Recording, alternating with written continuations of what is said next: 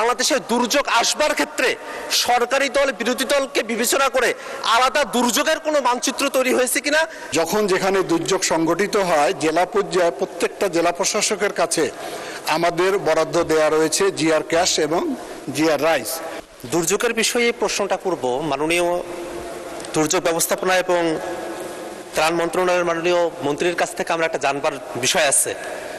আসলে কি আমাদের বাংলাদেশের যে দুর্যোগের যে ম্যাপ সেটা থেকে কোনো ধরনের পরিবর্তন এসেছে? কারণ আমরা দেখলাম যে দুর্যোগ মন্ত্রণালয় থেকে বরাদ্দ করা হলো, সে বরাদ্দটা 30 এপ্রিলে হয়েছে, সেটা শুধুমাত্র সরকারি দলের যারা আসন প্রাপ্ত হয়েছেন তাদের আসনগুলোতে শুধু বরাদ্দটা দেওয়া হয়েছে, বিরোধী দলের যারা আছেন তাদের কারোতে বরাদ্দগুলো দেওয়া হয় নাই। যদি এরকমটা হয়ে থাকে যে বাংলাদেশের আসলে দুর্যোগগুলো যখন আসবে তখন শুধু সরকারি দলের যে আসনগুলো আছে সেখানেই দুর্যোগগুলো আসবে, বিরোধী দলের যে আসনগুলো আছে সেখানে দুর্যোগগুলো আসবে না, তাহলে হয়তো একভাবে হতে পারতো। কিন্তু দুর্যোগগুলো যখন আসে মাননীয় মন্ত্রী মহোদয়, তখন কিন্তু আপনার আসনেও আসে, তখন আমাদের আসনগুলোতেও এই দুর্যোগগুলো আসে, তখন কিন্তু আমরা সবাই কিন্তু সাফারার হই।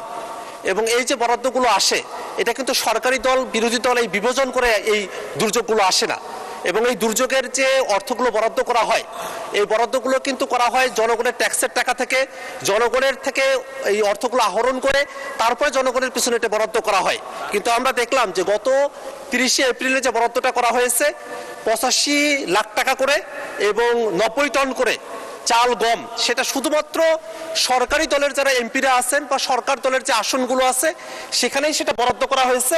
কিন্তু বিরোধী দলের কোনো আসনেই এই অর্থ এবং এই যে চাল গম সেটা বরাদ্দ করা হয় নাই, যেটা বিরোধী দলের আসনে যেসব সাধারণ নাগরিকেরা আছেন তাদের প্রতি চূড়ান্ত বৈষম্য। এবং 24-এর পরে এরকম বৈষম্যমূলক কোনো নীতি বাংলাদেশে চলতে পারে বলে আমরা মনে করি না। এই কারণে আমরা মাননীয় দুর্যোগ ব্যবস্থাপনা এবং ত্রাণ মন্ত্রণালয়ের মাননীয় মন্ত্রীর কাছে আমরা জানতে চাই যে আসলেই কি বাংলাদেশে দুর্যোগ আসবার ক্ষেত্রে সরকারি দল বিরোধী দলকে বিবেচনা করে আলাদা দুর্যোগের কোনো মানচিত্র তৈরি হয়েছে কিনা। যদি না হয়ে থাকে এই দুর্যোগগুলোকে মোকাবেলা করবার জন্য যে সরকারের তরফ থেকে বরাদ্দগুলো দেওয়া হয় সেই ক্ষেত্রটাতে বৈষম্য দূরীকরণের ক্ষেত্রে দৃশ্যমান কোনো পদক্ষেপ গ্রহণ করা হবে কিনা এবং কবে নাগাদ বিরোধী দলের যারা আমরা বঞ্চিত হয়েছি, আমাদের আসনের মানুষেরা বঞ্চিত হয়েছে, এই বঞ্চিত মানুষদের বঞ্চনা ঘোচাবার জন্য দুর্যোগ ব্যবস্থাপনা এবং ত্রাণ মন্ত্রণালয় থেকে সমতা ভিত্তিক বৈষম্য দূরীকরণমূলক উদ্যোগ গ্রহণ করা হবে এবং সেটা আসলে দেশের জন্য উপকার হবে। সে ধরনের পদক্ষেপ কবে গ্রহণ করা হবে সেটা আমরা মাননীয় মন্ত্রীর কাছে জানতে চাই। মাননীয় সদস্য, আপনাকে ধন্যবাদ। মাননীয় মন্ত্রী, ভেরি ফান্ডামেন্টাল কোশ্চেন একটা, if it is true and fair, আপনি দয়া করে একটু উত্তর দেন, আমরা সকলেই শুনি। ধন্যবাদ আপনাকে। মাননীয় স্পিকার, আপনাকে ধন্যবাদ। মাননীয় সদস্যকে ধন্যবাদ। আমাদের মন্ত্রণালয় থেকে তো বিভিন্ন প্রকারের কার্যক্রম পরিচালিত হয়। উনি স্পেসিফিকভাবে যে কথাগুলো উত্থাপন করেছেন, দুর্যোগের নানাবিধ কার্যক্রম আমি একটু আলোচনা করেছি যে আমরা বন্যা আশ্রয় কেন্দ্র করি, ঘূর্ণিঝড় আশ্রয় কেন্দ্র করি। যখন যেখানে দুর্যোগ সংগঠিত হয় জেলা পর্যায়ে প্রত্যেকটা জেলা প্রশাসকের কাছে আমাদের বরাদ্দ দেওয়া রয়েছে জিআর ক্যাশ এবং জিআর রাইস।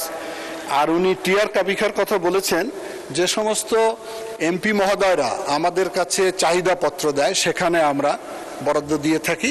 আমার মনে হয় যে কাল পরশুর মধ্যে ওনারা ওনাদের বরাদ্দ পেয়ে যাবেন। ধন্যবাদ। আপনারাও পেয়ে যাবেন, আপনারাও পেয়ে যাবেন। ধন্যবাদ আপনাদের।